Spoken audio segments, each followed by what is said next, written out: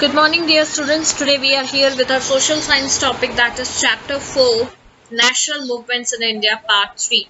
So in part 1 and 2 we have discussed a lots of movements which have carried forward in India for independence. Right, हमने Great Uprising of 1857 के बारे में study किया, what happened at that time. And then after many of such movements we have seen the fierce nationalism in Gujarat also, and so on. So let's continue with more such movements in India. Today's points are revolutionary movement in foreign countries we'll discuss, then Merleau-Monty reforms जो already हमने एक बार आगे discuss कर लिया था कि Morley-Minto reforms क्या है. Right, arrival of Gandhiji in India. Gandhiji 1915 में इंडिया में आए थे, and then after what changes affect to India. Next comes the Rowlatt Act जो 1919 में पास हुआ था, which is also called as a Black Act.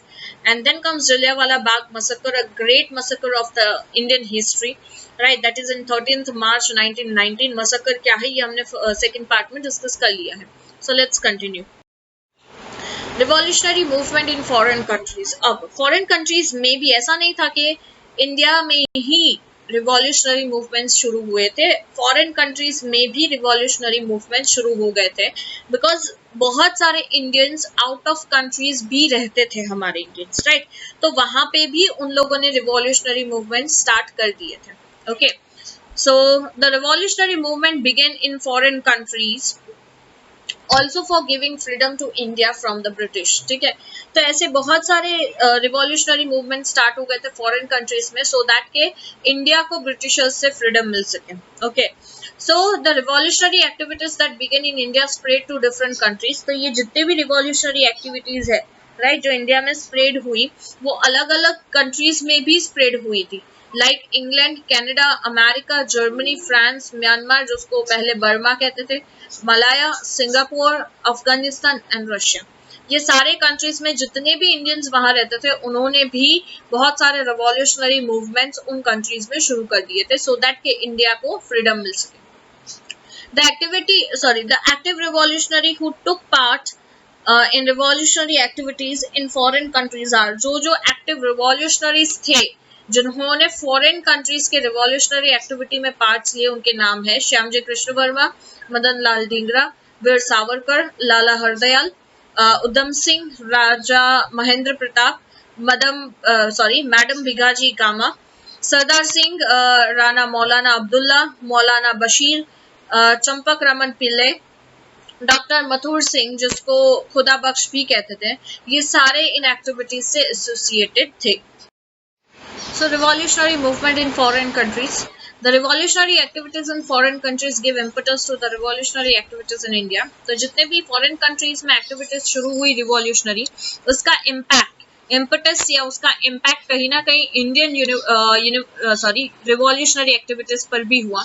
जैसे इंग्लैंड से छुप के इंडिया में पिस्टल्स भेजे जाते थे कुक्स के बैडिंग में. Bedding of cooks मतलब see pistols were being secretly sent to India from England along with the beddings of cooks. यानी वहां से जो कुक्स आते थे, राइट, उनका जो बिस्तर और ऐसे जो बेड्स होते थे, जो गद्दा और वो सब जो हम कह सकते हैं ब्लैंकेट्स, और उसमें उसके अंदर पिस्टल्स को छुपा के भेजा जाता था from England to India. Madan Lal Dhingra killed William Willey who used to criticize the revolutionaries. एक विलियम वेली जो थे, राइट, वो हमेशा रिवॉल्यूशनरीज को क्रिटिसाइज करते थे, उनका बुरा बोलते थे, राइट. तो मदन लाल ढींगरा ने उनको मार डाला था. In 1907, the Indian Independence League was established in California, America, which was later named as Gaddar Party by Lala Hardayal. 1907 या 1907 में Indian Independence League शुरू हुई थी कैलिफोर्निया अमेरिका में, ठीक है, अमेरिका के कैलिफोर्निया में. और इस इंडियन इंडिपेंडेंस लीग को फिर नाम दिया गया गद्दर पार्टी, राइट, बाय लाला हरदयाल. लाला हरदयाल ने इस इंडिपेंडेंट इंडिया लीग को गद्दर पार्टी नाम दिया. A weekly named गद्दर was published in 4 languages. फिर धीरे धीरे ऐसे न्यूज़पेपर्स भी पब्लिश होने लगे, वीकली न्यूज़पेपर्स जो कहते हैं, गद्दर नाम का एक पब्लिश होने लगा 4 अलग अलग लैंग्वेजेस में. तारकनाथ दास और Kartar Singh to join this activity. Ghadar Party को या इस एक्टिविटी को तारकनाथ दास और करतार सिंह ने भी फिर ज्वाइन किया। चंपकरामन पिल्ले formed the हिंद राष्ट्रीय स्वयं सेवक दल in Germany। अब we are studying के फॉरेन कंट्रीज में कहाँ कौन से मूवमेंट शुरू हुए बाय इंडियंस, ठीक है। सो जर्मनी में भी चंपकरामन पिल्ले ने एक हिंद राष्ट्रीय स्वयं सेवक दल शुरू किया। The plan was made to attack India by making Iraq as the headquarter in 1907। और चंपकरामन पिल्ले का प्लान ये था कि वो इंडिया में यानी इंडिया के ब्रिटिशर्स में अटैक करेंगे इराक को अपना हेडक्वार्टर बना के।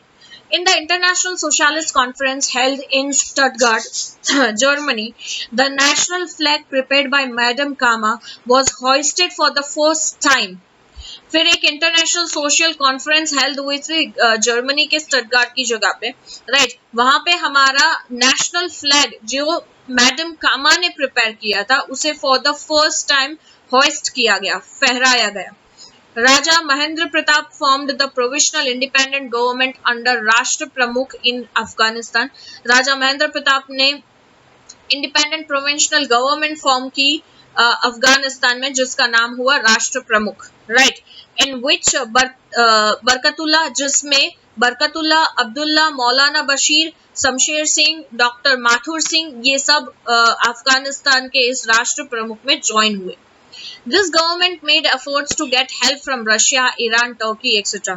और ये जितनी भी गवर्नमेंट फ्रेम हुई, जैसे राष्ट्र प्रमुख जो फॉर्म हुआ, राइट, उनकी कोशिश थी कि वो रशिया, ईरान, टर्की जैसे अलग अलग कंट्री से उन्हें हेल्प मिल सके, ये उनके एफर्ट्स थे। They also met the Turkish, वो लोग टर्किश के चीफ से भी मिले जिनका नाम था अनवर पाशा, जो वहां के गवर्नर थे। The conspiracy Galibnama, written on Reshmi Rumal, silk handkerchief, asking all Muslims to unite and fight against Christians, was exposed। और उसी वक्त एक conspiracy जिसका नाम था गालिबनामा, जो रेशमी रुमाल में यानी सिल्क के हैंकरचीफ में गालिबनामा लिखा गया था, और उसमें ये लिखा गया था कि मुस्लिम्स को ऑर्डर दिया जा रहा है या मुस्लिम्स को ये मैसेज दिया जा रहा है कि मुस्लिम्स को एक साथ मिलके क्रिश्चियंस के अगेंस्ट में फाइट करना चाहिए, उन्हें एक्सपोज करना चाहिए। Raja Mahendra Pratap sent a golden strip with his signature to the Russian Tsar, in which he had requested the Tsar to serve all ties with England। राजा महेंद्र प्रताप ने एक golden strip भेजी थी अपनी सिग्नेचर के साथ Russian jar को, ठीक है। पहले ये रशियन जार्स थे जो सोवियत यूनियन में थे, अब रशिया है सिर्फ, ठीक है। और वहां उन्होंने रिक्वेस्ट की कि जितना भी इंग्लैंड के साथ उनके जो भी रिलेशंस है, जो भी टाइज है, उसे वो तोड़ दें। Russian revolutionary Trotsky had pledged all support to the Indian revolutionaries।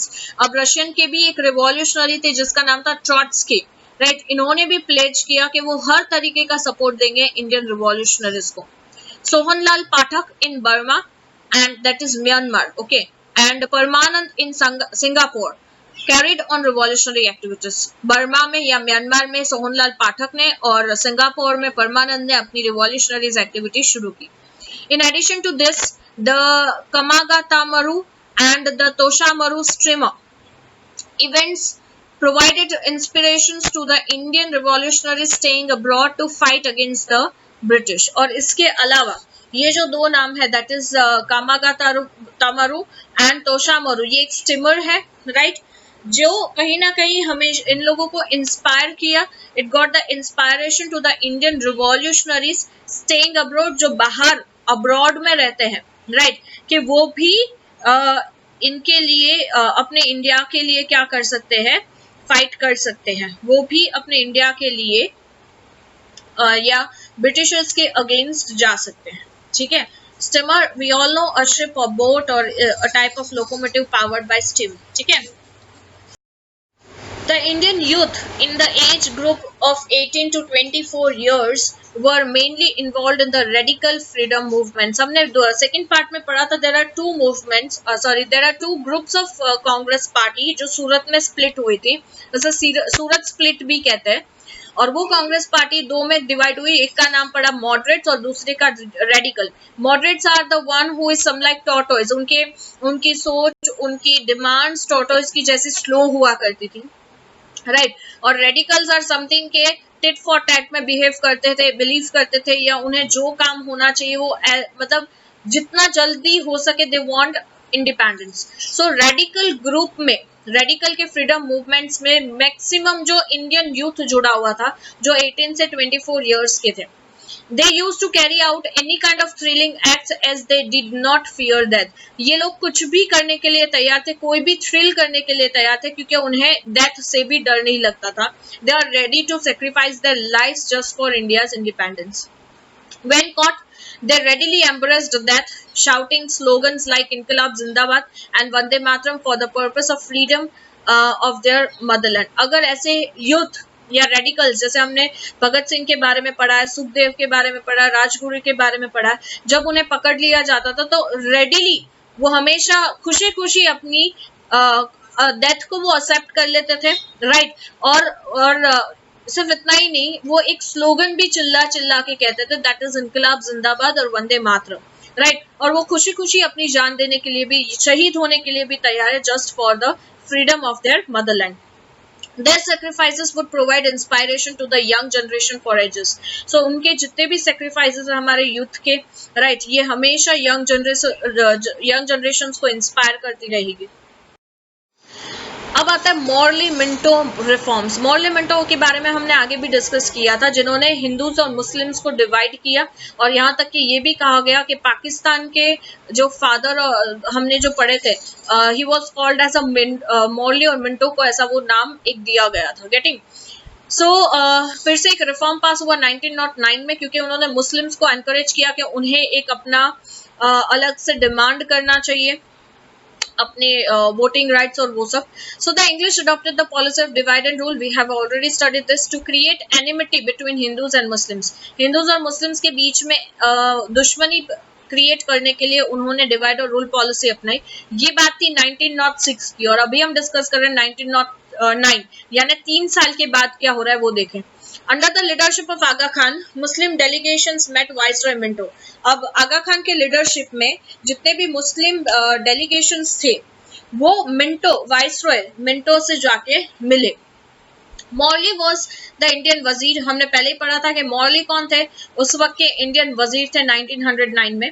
These reforms are known as, और ये रिफॉर्म्स को कहा गया मॉर्ली मिंटो रिफॉर्म्स, क्योंकि दोनों ने मिलकर मुस्लिम्स को voting rights, separate voting rights और वो सारी सेपरेट उनकी एक आइडेंटिटी देने की बात की थी। अब आते हैं arrival of Gandhi ji to India in 1915। अब ये सब कुछ जो हैप्टिक इश्यूज चल रहे थे इंडिया में, उसी वक्त गांधी जी का आना होता है 1915 में इंडिया में, okay. So after successfully fighting against racism in South Africa with सत्याग्रह, हमने देखा कि उसके पहले गांधी जी अफ्रीका में थे और वो रेसिज्म के अगेंस्ट वहां पे सत्याग्रह चला रहे थे। उसे सक्सेसफुली फाइट करने के बाद फिर वो इंडिया आते हैं। इस पॉलिटिकल, वो अपने मेंटर, वो अपने गुरु, गांधी जी अपने गुरु किसको मानते थे? गोपाल कृष्ण गोखले को, राइट। वो उनके पॉलिटिकल मेंटर या पॉलिटिकल गुरु थे, हम ऐसा कह सकते हैं। और स्पिरिचुअल मेंटर वो मानते थे श्रीमद राजचंद्र को, उनके स्पिरिचुअल गुरु थे श्रीमद राजचंद्र, ठीक है।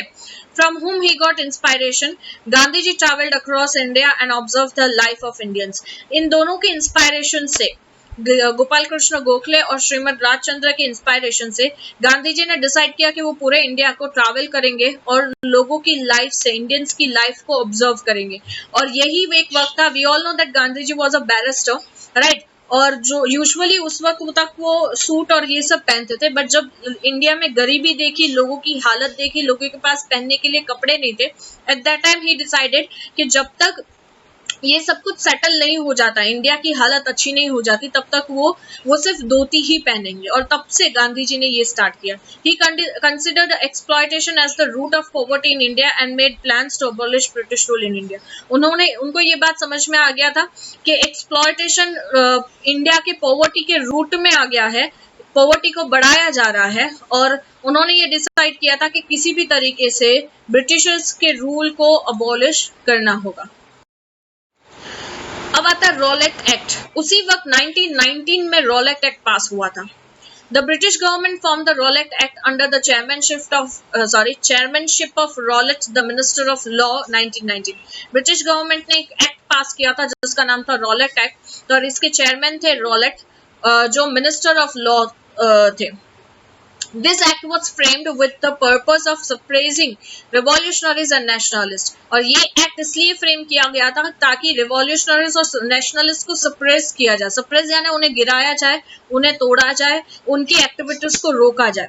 This act came to be known as, और इस एक्ट को इंडियंस ने नाम दिया था ब्लैक एक्ट, ठीक है, because it was made to suppress individual freedom and freedom of speech. ये एक्ट ने इंडिविजुअल्स इंडियंस की इंडिविजुअल फ्रीडम को भी छीना और फ्रीडम ऑफ स्पीच को भी छीना, ठीक है, इसलिए इस एक्ट को नाम दिया गया black act. According to this any suspicious person could be arrest. इस एक्ट के तहत वो किसी भी बंदे को, ब्रिटिशर्स किसी भी इंडियंस को अरेस्ट कर सकते हैं without any warrant, without any trial, और वो उसे अरेस्ट करके जेल में डाल सकते हैं, उसके साथ जो करना है कर सकते हैं, without conducting any trial against him, ठीक है, यानी कोई वारंट नहीं, कुछ नहीं। That's why Gandhi ji called, इसलिए गांधी जी ने इसको नाम दिया black act, and Motilal Nehru ने इसको नाम दिया that is snatching away of argument, appeal and advocacy. यानी आप ब्रिटिशर्स के साथ कोई आर्ग्यूमेंट नहीं कर सकते, उसके सामने कोई रिक्वेस्ट, कोई अपील नहीं रख सकते, कोई एडवोकेसी नहीं, कोई लीगलिटी नहीं, ये सारी चीजें आपसे छीन ली गई। ब्रिटिशर्स जो चाहेंगे अपनी मनमानी करेंगे इस एक्ट के मुताबिक। The British government gain immense power. Rowlatt act के तहत उनको बहुत पावर मिला, राइट, और उन्होंने हर काइंड ऑफ अपोजिशन को सप्रेस कर दिया, जितने भी हाथ उनके अगेंस्ट उठ रहे थे उन सबको गिरा दिया। So leaders and people at large expressed their opposition। So बहुत सारे लोग और बहुत सारे लीडर्स ऐसे इकट्ठा हुए और उन्होंने अपना अपोजिशन एक्सप्रेस किया कि ये गलत हो रहा है। मीटिंग्स हो रही थी, रैलीज हो रही थी, शोज, स्ट्राइक्स हो रहे थे, organised against it. Gandhi ji was arrested in Delhi, और क्योंकि गांधी जी के लीडरशिप में ये सब कुछ ऑर्गेनाइज हुआ था, इसलिए गांधी जी को अरेस्ट भी किया गया था दिल्ली में। When Dr. Satyapal and Dr. Khichlu were arrested in Punjab, Delhi में गांधी जी को अरेस्ट किया गया, पंजाब में डॉक्टर सत्यपाल और डॉक्टर किचलू को अरेस्ट किया गया, जो इस एजिटेशंस के मेन लीडर थे।